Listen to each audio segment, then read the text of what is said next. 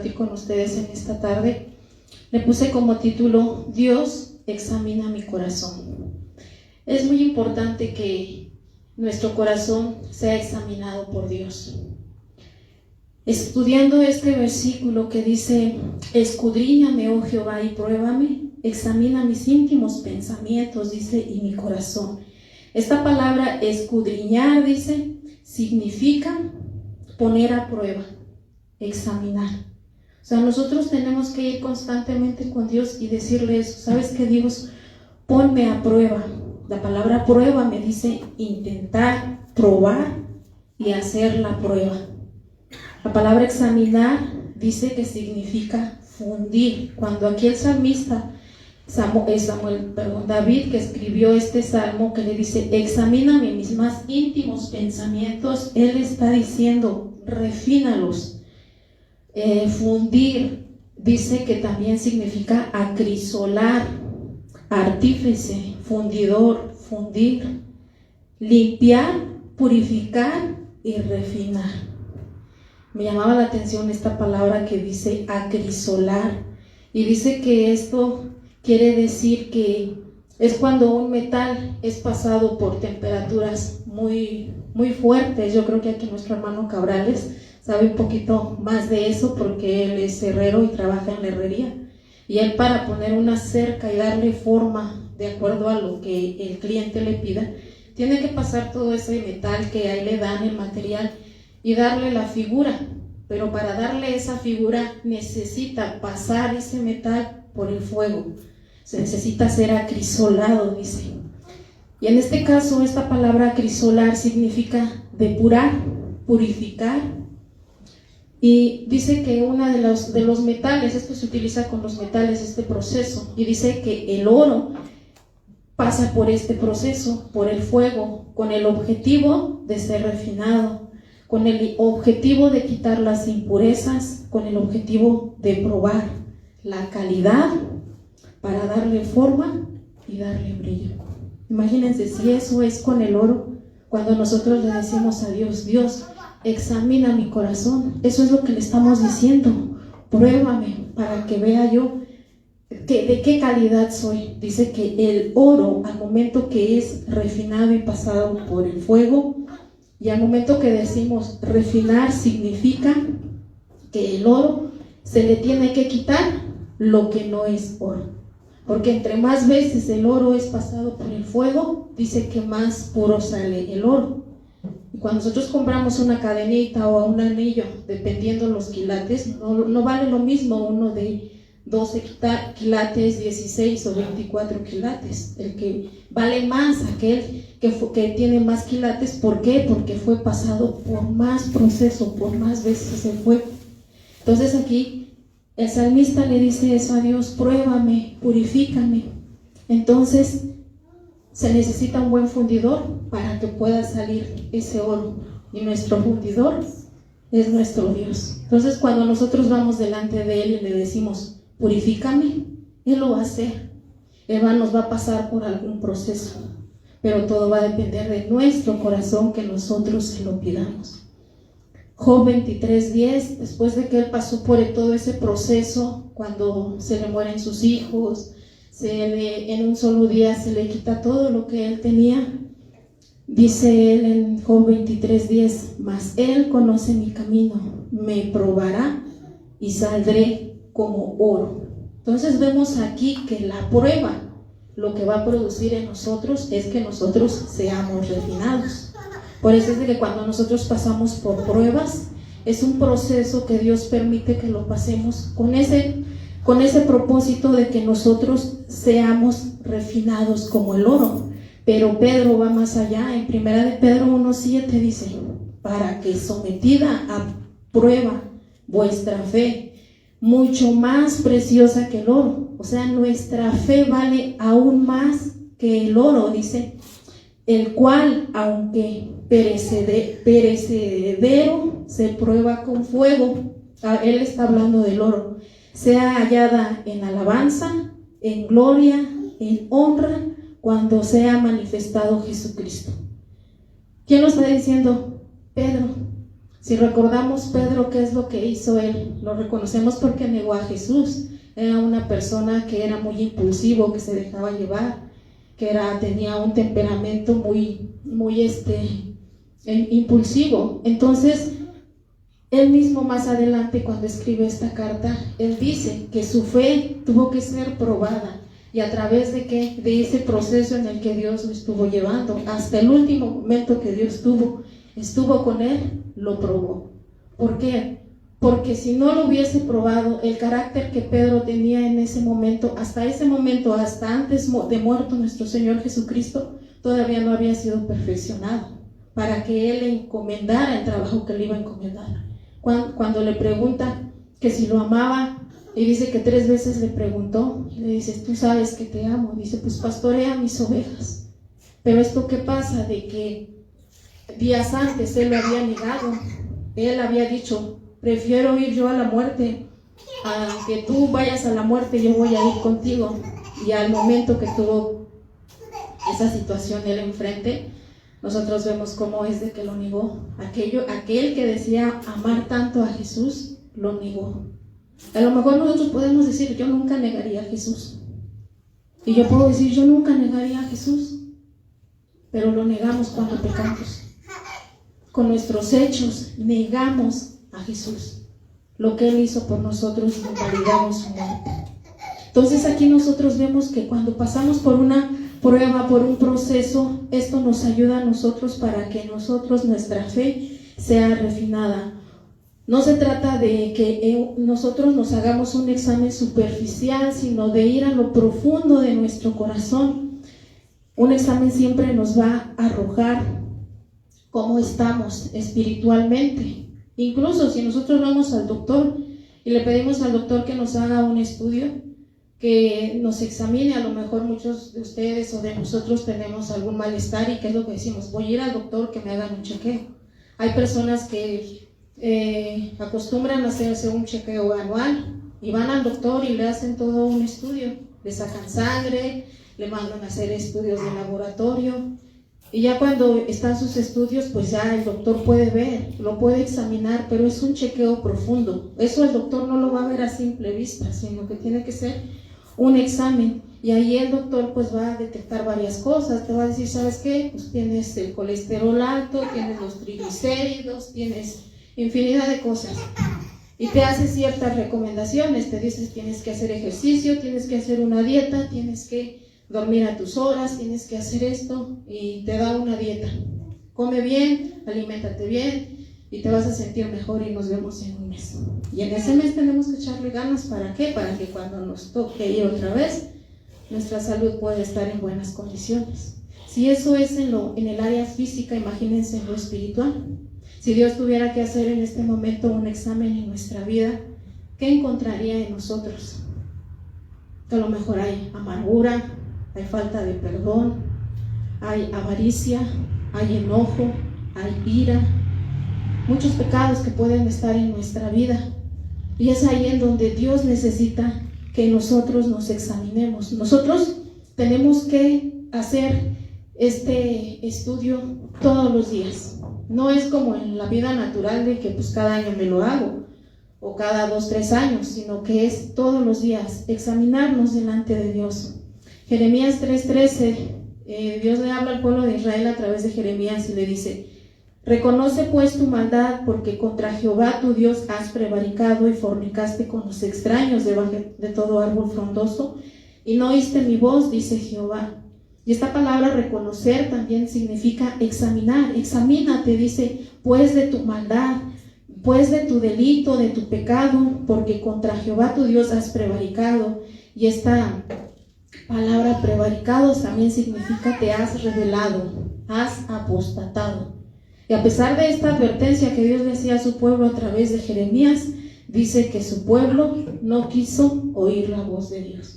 ¿Y cuántas veces Dios nos advierte de muchas cosas de nuestra vida? Y nosotros somos igual, a veces, muchas veces, o no sé, pocas veces tomamos el consejo. Cuando viene la palabra de Dios a nuestra vida y somos confrontados, nosotros ¿qué actitud tomamos?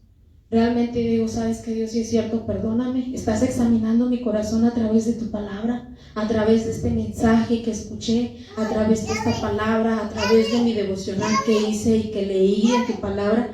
Y pude ver que tú me estás hablando porque me estás examinando, porque me estás purificando, porque vas a permitir una prueba en mi vida para que mi fe sea purificada. Entonces nosotros nos vamos a ir purificando a través de su palabra. Si nosotros no leemos la palabra de Dios, entonces pues estamos perdiendo una herramienta muy importante en la cual nosotros nos vamos a purificar. ¿Por qué? Porque la palabra de Dios nos dice que es viva y eficaz en Hebreos 4:12, y dice que es más cortante que toda espada de dos filos y penetra hasta partir el alma, hasta partir el espíritu, las coyunturas y los tuétanos, dice, y discierne los pensamientos y las intenciones del corazón. Vemos cómo es que es la palabra, que eso es lo que hace a nuestra vida. Tú le podrás hablar a una persona y darle un buen consejo, es en tus propias palabras, pero cuando tú le das consejo de la palabra de Dios, cuando tú le recitas la palabra viene y rompe, la palabra viene y algo hace en la vida de la persona. Hace como 3 semanas, un mes que veníamos a repartir folletos a esta zona, encontramos una pareja y le compartíamos de la palabra y yo veía a la mujer cuando le compartía, yo le leía unos versículos de la palabra cuando le decía, léelo, y ella lo leía y se ponía a llorar. Y es ahí donde yo me venía a la mente este versículo, cómo es de que la palabra dice que penetra hasta partir, dice, los huesos, los tuétanos, y ese es el poder que tiene la palabra. Por eso no podemos estar nosotros sin la palabra. Por eso no podemos nosotros dejar de pasar un día sin que vayamos a la fuente de vida, que es su palabra, porque su palabra nos va a limpiar, su palabra nos va a purificar, su palabra va a discernir nuestros pensamientos, nuestras intenciones del corazón. Entonces es necesario que nosotros examinemos nuestro corazón. ¿Por qué? Porque en Jeremías 17, 9 y 10 nos dice, engañoso es el corazón más que todas las cosas, dice, ¿quién lo conocerá? Es engañoso y perverso. ¿Quién lo conocerá? Pues solamente Dios, dice, yo que escudriño la mente, que pruebo el corazón para dar a cada uno según su camino, según el fruto de sus obras. Nosotros podemos ver programas de televisión y vemos cómo dice, escuchaba yo en la semana, prendí la televisión y la dejé prendida. Me llamó la atención porque decía una persona, tú sigue los impulsos de tu corazón, déjate guiar por tus sentimientos. Y yo dije, eso no dice la Biblia.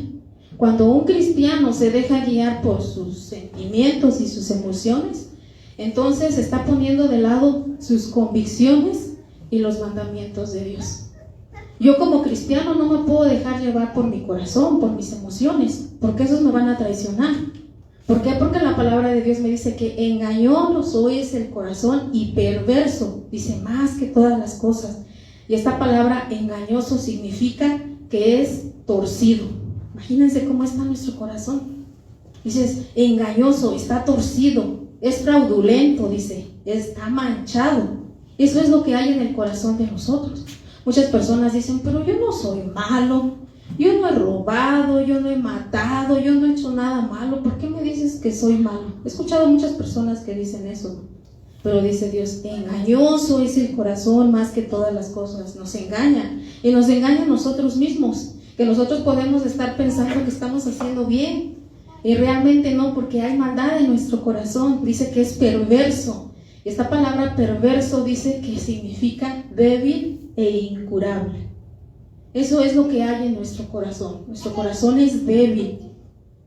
Dice, yo que escudriño. Y esta palabra escudriñar dice, yo que penetro, yo que examino íntimamente. Eso es lo que hace Dios. Cuando Dios viene a examinar nuestro corazón, lo examina íntimamente.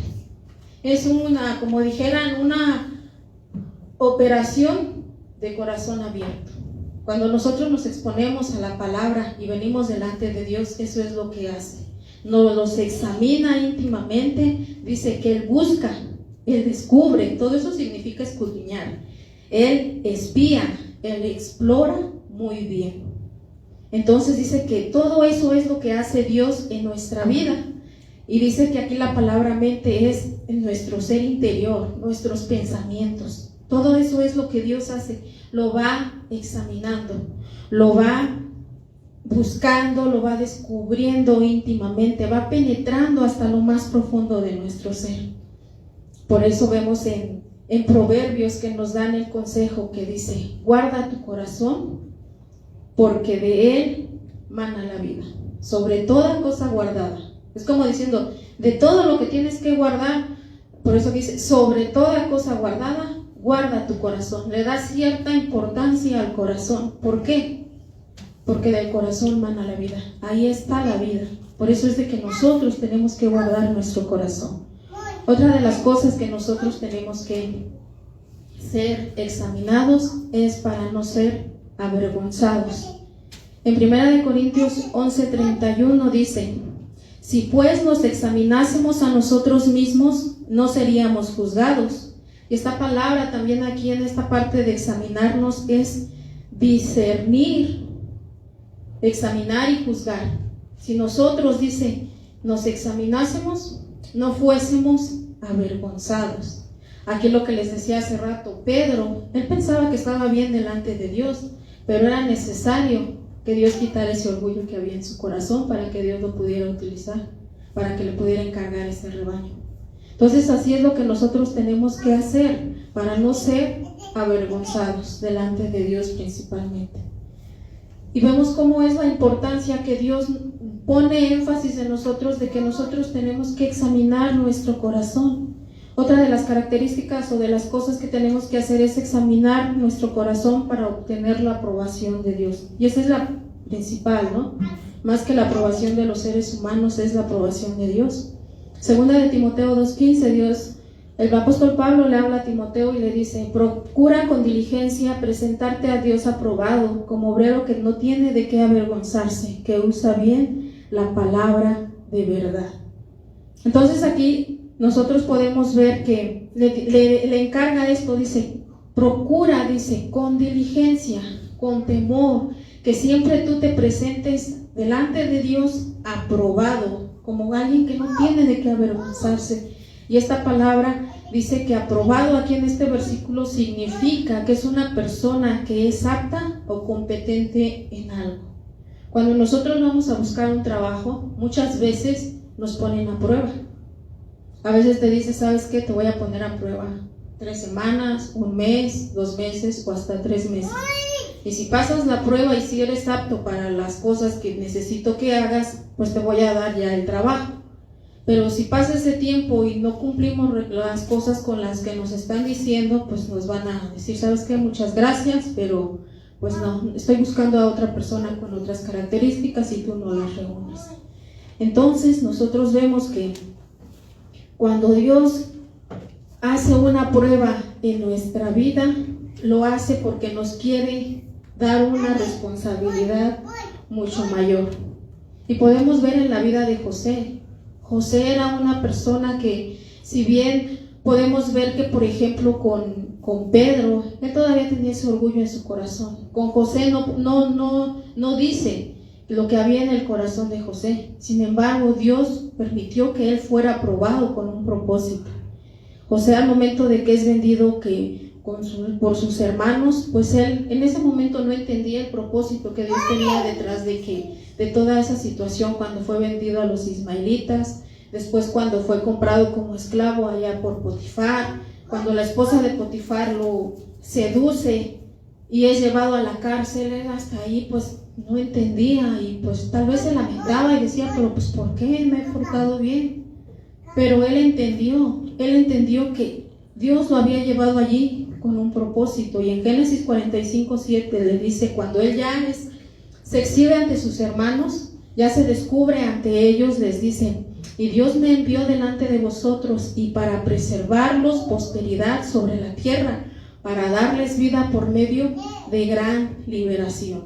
Entonces, nosotros podemos ver que a través de esta situación, Dios utilizó la vida de José y tuvo que proporcionar las condiciones para que más adelante se convirtiera en una nación. Toda esa familia que viajó hacia Egipto, donde él estaba, dice que de allí se pudo formar esa nación del pueblo de Dios. Entonces esto nos debe de dar paz a nosotros.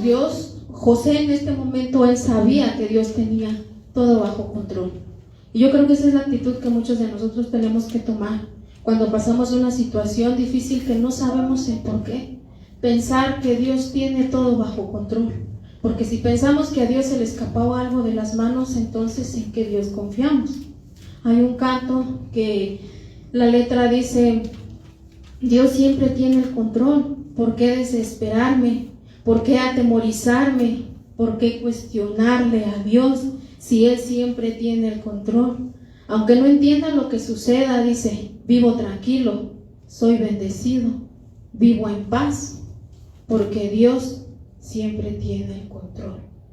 Y sí es cierto, Dios siempre tiene el control. Muy a pesar de los tiempos que estamos viviendo, a pesar de que nos enfermemos de COVID, que se nos muera un pariente, que la situación se vea difícil, que perdamos el trabajo, que un hijo se te vaya de la casa, que pasen situaciones difíciles en tu casa. Recuerda que Dios siempre tiene el control y que está permitiendo ese proceso en tu vida con un propósito, de que tú estás siendo pasado por ese proceso, dice, para que tú seas purificado. Sea la situación en la que nosotros nos encontremos como jóvenes que están aquí, tal vez en sus escuelas, tal vez sus amigos los ven mal, porque dicen, tú eres diferente a mí, ¿por qué no tomas? ¿Por qué no fumas? ¿Por qué no te drogas? ¿Por qué no vas conmigo a las fiestas? Pero es porque ustedes tienen un Dios que ustedes le sirven a Dios, no al Dios de este mundo, y eso lo tenemos que tener bien nosotros en claro. Entonces todo eso nos debe de dar nosotros paz, todo lo que nosotros estamos viviendo en estos días, y aparte de darnos paz, tenemos que prepararnos. ¿Por qué? Porque Dios nos advierte. Los hijos de Dios no nos debe de tomar por sorpresa las situaciones que pasan en nuestro día a día. ¿Por qué? Porque vemos que Dios nos ha advertido de todas las cosas que están pasando y las cosas no van a mejorar, van a ir de mal en peor. Y es ahí donde nosotros tenemos que decir, Dios, tú tienes todo bajo control, pero yo tengo que ir a tu palabra para ver en qué situación nos encontramos nosotros como iglesia, para que no estemos desprevenidos. Entonces nosotros tenemos que pedirle a Dios de que Dios examine nuestro corazón. Dios ya lo sabe todo. A Dios no le podemos esconder absolutamente nada. En Salmo 139 del 1 al 3 dice: Oh Jehová, tú me has examinado y conocido. Tú has conocido mi sentarme y mi levantarme. Has entendido desde lejos mis pensamientos. Has escudriñado mi andar y mi reposo, y todos mis caminos te son conocidos. Y más adelante le dice: ¿a dónde huiré? ¿A dónde me iré? Si me fuera hasta lo más profundo de la mar, ahí vas a estar. Allí vas a estar tú. Si en los cielos me voy, allí vas a estar tú también. ¿A dónde podemos ir nosotros? Dios siempre está al cuidado de nosotros. En ese mismo capítulo, en el versículo 23-24, le vuelve a decir: examíname, oh Dios, y conoce mi corazón. Pruébame y conoce mis pensamientos, y ve si hay un camino de perversidad. Guíame en el camino eterno. Se dice que este salmo David lo escribió cuando iba huyendo de Saúl. Y vemos cómo David constantemente le decía a Dios: examíname. Al inicio veíamos en el Salmo 26 que también le decía: escudriñame constantemente. Es un examen. Nosotros nos hacemos un autoexamen nosotros mismos, pero si nosotros nos examinamos, tiene que ser a la luz de la palabra. No voy a decir, estoy bien según quién, según los parámetros de quién, según lo que yo pienso. No, yo cuando me voy a examinar tengo que ir a la luz de la palabra, y que la palabra sea mi espejo, sea mi punto de comparación para yo decir, estoy bien, estoy mal. Y aún así, si yo me examino y digo, salí bien, ahora voy delante de Dios, y Dios es el que va a examinar, y si hay algo todavía y escondidito, pues Dios va a agarrar y lo va a tener que sacar a la luz. y lo va a exhibir. Y nosotros podemos ver cómo es de que cuando Dios examina nuestro corazón, saca cosas a la luz, cosas que nosotros a lo mejor lo guardamos allí como un secreto. Y vemos el secreto que David tenía, el secreto mejor guardado que él pensaba que tenía, pues no era tan secreto, porque Dios lo sabía. Él se pudo haber escondido de medio mundo. Y les estoy hablando de la vez que él se llegó a la mujer de Urías. Y allí nosotros vemos cómo cuando se le lleva este caso a David, él dio su veredicto, él juzgó el caso. Y es bien fácil juzgar a los demás. Cuando te dicen algo, mira, fulanito de tal está en tal situación. Y tú luego, aunque te hubieran preguntado ¿qué opinas? Tú ya luego estás dando tu juicio. Ay, no, pues que lo corran de la iglesia. No, pues que lo disciplinen un año. No, pues que hagan esto y demás. Pero realmente eso le va a tocar a Dios, no a nosotros. Y en la palabra de Dios nos dice, con la misma vara que midas, serás medido. No juzgues para que no seas juzgado. ¿Por qué? Porque en Lucas dice, tú dice que miras la paja de tu hermano y no echas de ver la viga que está en tu ojo. Otra versión dice, cuando habla sobre la paja, dice la astilla. Y cuando dice la viga que tienes en tu ojo, dice es un tronco. Imagínense, un tronco en el ojo. Y si no echas de ver ese troncote que tienes tú en el ojo, que a veces así somos, queremos ser bien tajantes al momento de dar de juzgar a los demás, pero Dios no nos manda a juzgar a las demás personas. Dios nos manda que nosotros nos examinemos. Examínate a ti mismo, pruébate tú mismo. Y también Dios viene y nos examina. En esta historia que les decía de David, la tengo en otra versión, en 2 de Samuel 12 del 1 al 9, y dice así: el Señor envió al profeta Natán a ver a David. Cuando Natán se presentó ante él, le dijo: en una ciudad habían dos hombres, uno era rico y el otro era pobre. El rico tenía una gran cantidad de ovejas y de vacas, pero el pobre no tenía más que una ovejita que había comprado, y él mismo la crió, y la ovejita creció en compañía suya y de sus hijos. Comían de la misma comida, bebían del mismo vaso y dormía en su pecho. Aquel hombre la quería como una hija. Un día un viajero llegó a visitar al hombre rico, pero éste no quiso tomar ninguna de sus ovejas y de sus vacas para preparar comida para el visitante, sino que le quitó al hombre pobre su ovejita y le preparó para dársela al que había llegado.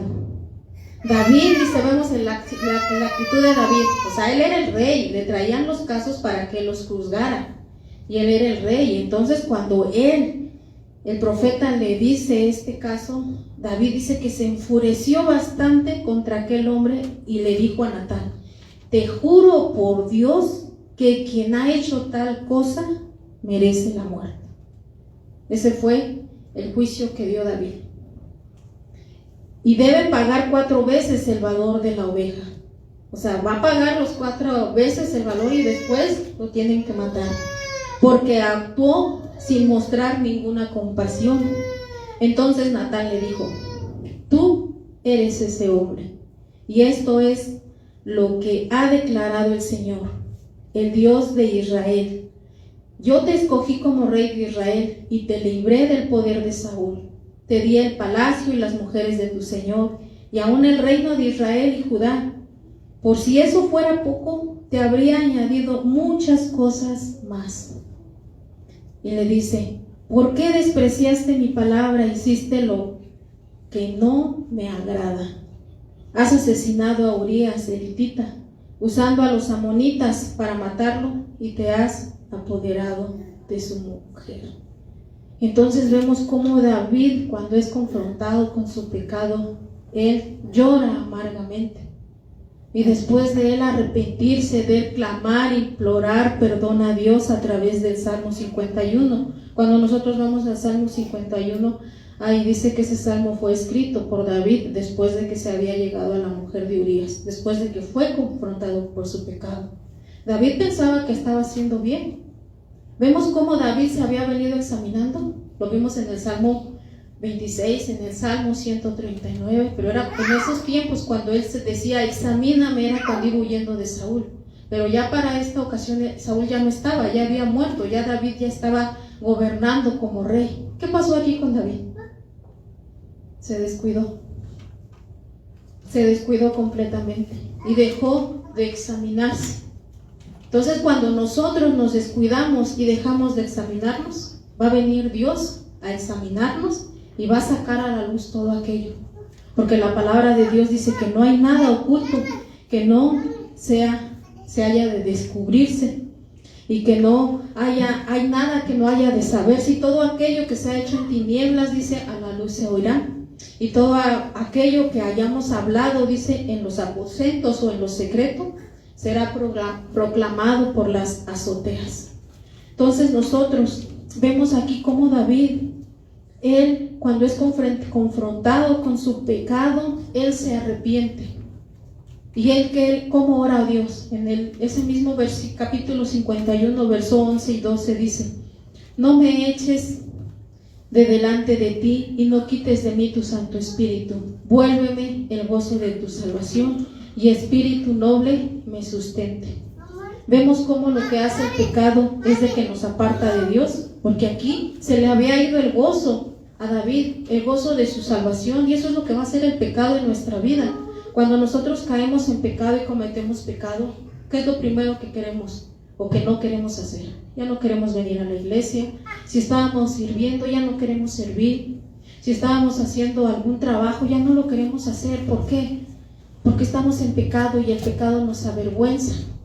Pero aquí nosotros tenemos que aprender de David, que él se humilló delante de Dios, fue delante de Dios, se humilló, pidió perdón, pidió misericordia, y lo que él le dijo: devuélveme el gozo de tu salvación y tu espíritu noble me sustente.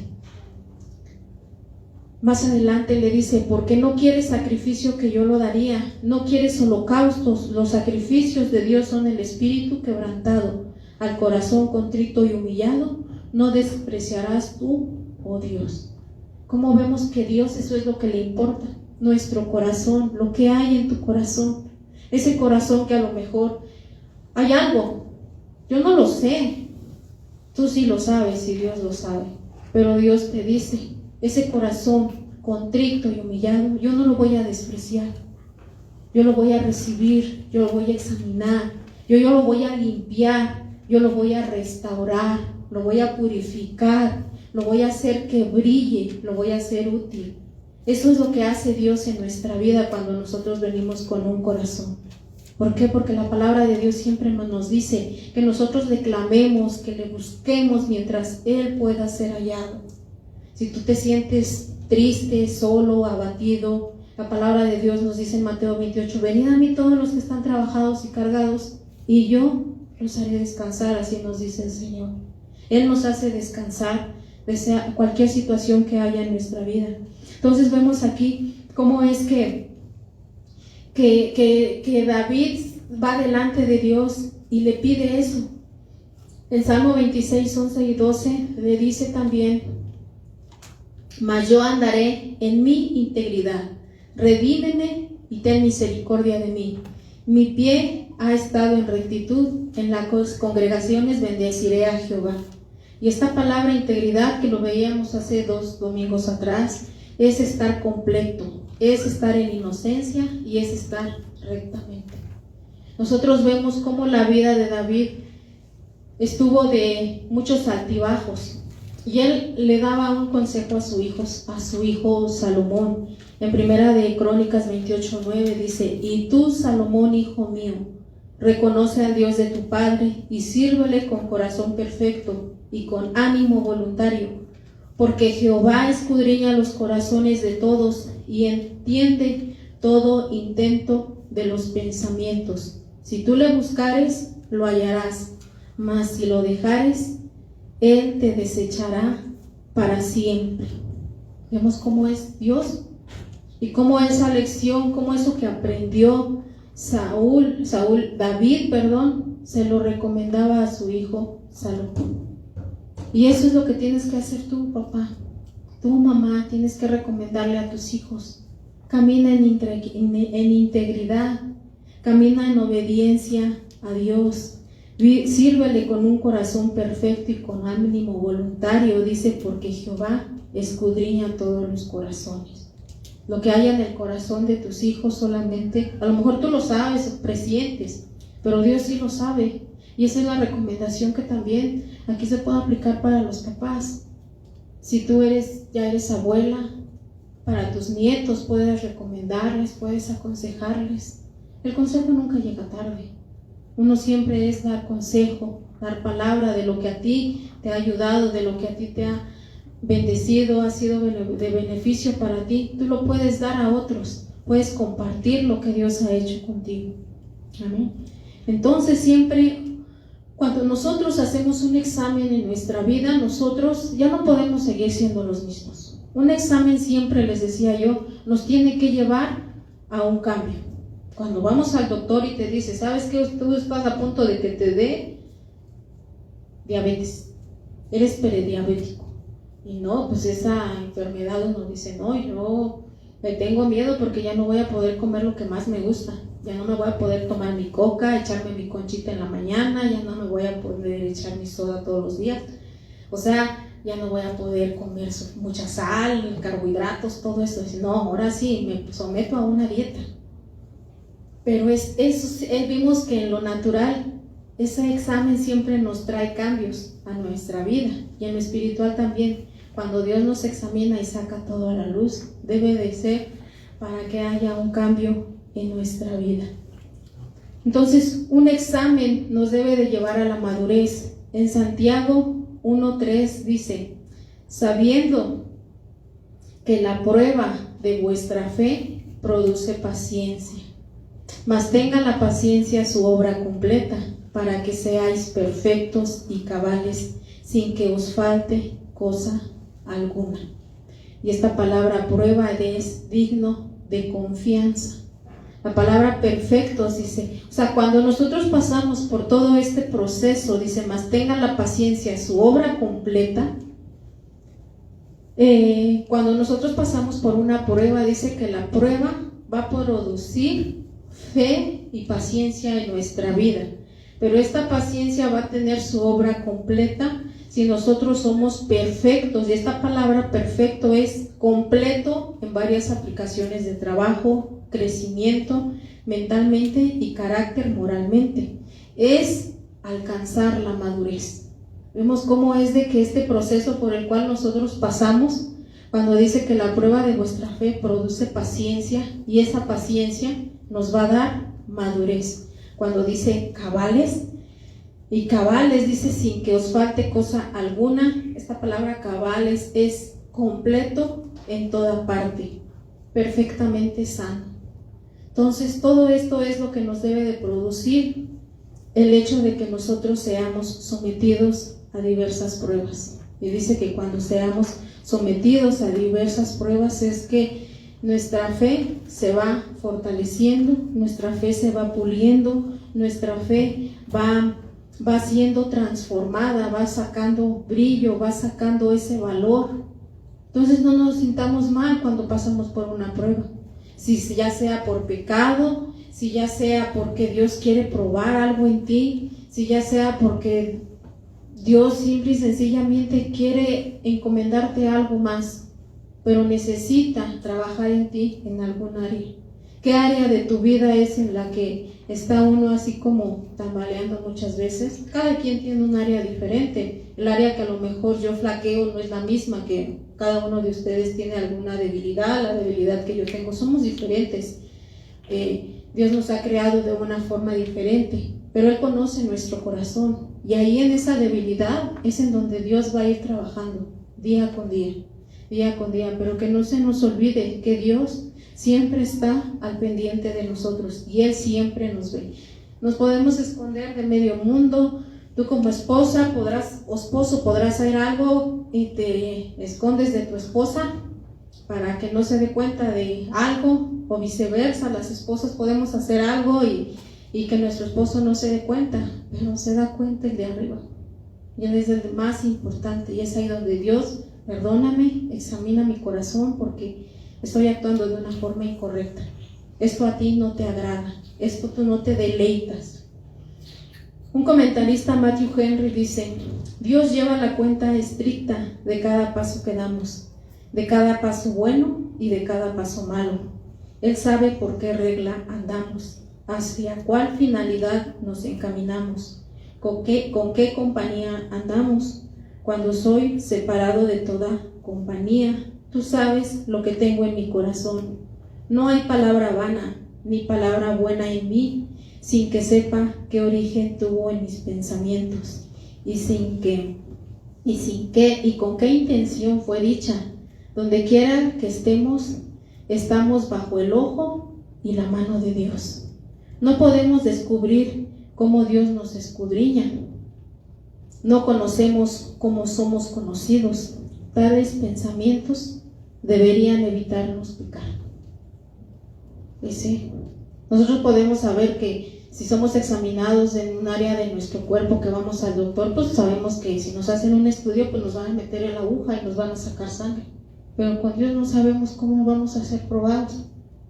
Él nos conoce y Él sabe la forma, y la forma en cómo utiliza las medidas que me examina a mí no son las mismas medidas que los examina a ustedes. Va a utilizar diferentes. Él dice que no va a mandar pruebas sobre nosotros que no podamos soportar. Cada uno de nosotros tiene cierta tolerancia o cierta forma de soportar, y Dios nos conoce porque Él nos creó.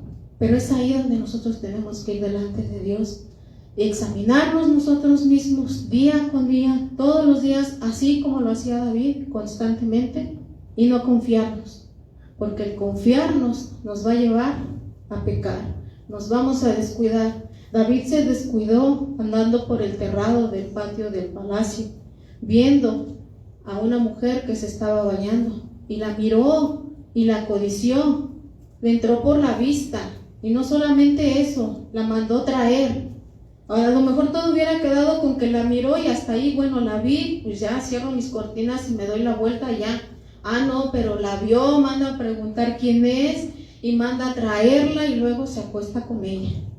Y a lo mejor hasta ahí hubiera estado el pecado, a lo mejor, pero manda a matar al hombre de la mujer.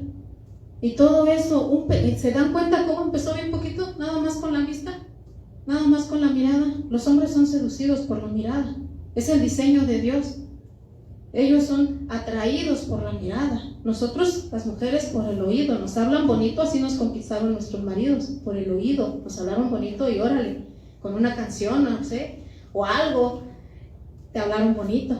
Pero el hombre no, ve a una mujer bonita y órale, se le van los ojos. Ese es su diseño. Y ahí esa área descuidó David. Esa era un área que David tenía que tener bien vigilada, estar trabajando en eso, pero la descuidó. El área de David fueron los ojos. ¿Cuál es tu área? ¿Cuál es el área débil que tú tienes como joven? Los niños también. Tú como mamá, tú como abuelita, tú como hermano, como hermana. Hay un área débil en nosotros. Esa área débil que hay en nosotros la conocemos y Dios la conoce, y decirle a Dios: examíname, ayúdame, y voy a poner todo de mi parte para que todo esto sea arrancado, sea quitado, porque yo quiero que tú me limpies y que tú me purifiques. Amén. Vamos a ponernos de pie. Vamos a darle gracias a Dios por su palabra. Que su palabra siempre venga a examinarnos, venga a limpiarnos, venga a purificarnos, y que seamos pasados, dice, por ese proceso en el cual vamos a ser purificados como el metal, como el oro. Bendito Dios y Padre Celestial, en esta hora, Señor, te damos gracias. Gracias, Padre bendito, por tu palabra. Gracias, mi Dios, porque sabemos, Señor, que tú, Señor, quieres, Señor, que nosotros, Señor, seamos preparados, Señor, para ti, Señor. Gracias te damos en esta hora, mi Dios, porque sabemos que tú quieres examinar nuestro corazón, Padre. Y solamente tú sabes lo que hay en mi corazón. Solamente tú sabes lo que hay en el corazón de cada uno de nosotros. Tú nos creaste, tú nos formaste desde el vientre de nuestra madre. Y tú sabes nuestro acostar y nuestro levantar, Señor. A ti no te podemos ocultar nada, Padre bendito. Y en esta hora estamos aquí, Señor, porque queremos, Señor, que tú examines nuestro corazón. Tal vez hemos examinado nosotros nuestro corazón y a nuestra vista, Señor, todo está bien. Pero sé tú, Señor, y ven, Señor, a nuestro corazón y muéstranos, como dice el salmista, aún aquellos pecados que nos son ocultos. Tal vez hemos estado pecando y ya estamos tan acostumbrados a malos hábitos, a conductas, Señor, que a ti no te agradan. Pero en esta hora, Señor, yo te pido, Padre, que tú examines, que tú nos muestres, Señor, cuál es el área de nuestra vida, Señor, que está mal, Señor, que no te agrada a ti, Padre. Queremos hacer tu voluntad. No te queremos, Señor, sacar de nuestra vida, Padre, porque sabemos que tú conoces todas las intenciones de nuestro corazón, Señor. A ti no te engañamos.